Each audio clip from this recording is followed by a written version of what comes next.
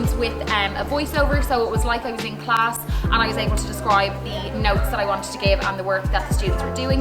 It also meant that students could pause and take down any notes, but they could also go at their own pace. I used Kahoot for revision, which was great for geography because you could upload loads of images, and it gave a chance for me to see how the kids were getting on with the topics we were covering.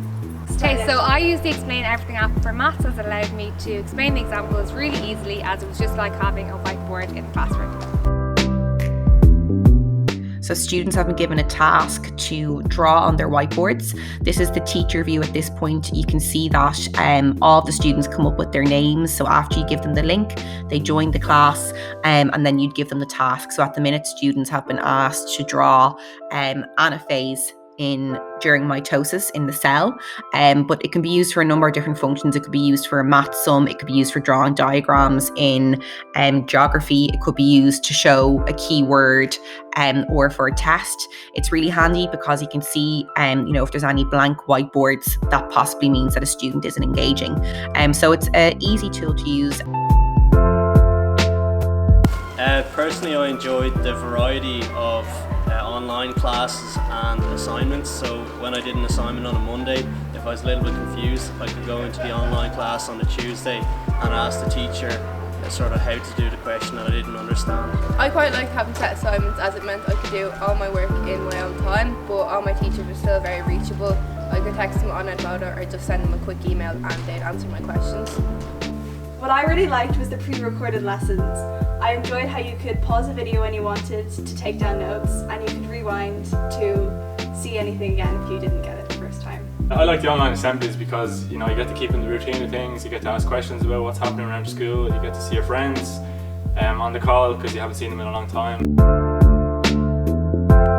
Well, what a year we've experienced here in Ardgillan College. When we closed our doors back on the 13th of March 2020, we hoped that we would be open within a couple of weeks, but unfortunately that isn't what happened. Really challenging time for every school community in the country, but we're very lucky here in Ardgillan with our staff and with our students, and we rallied.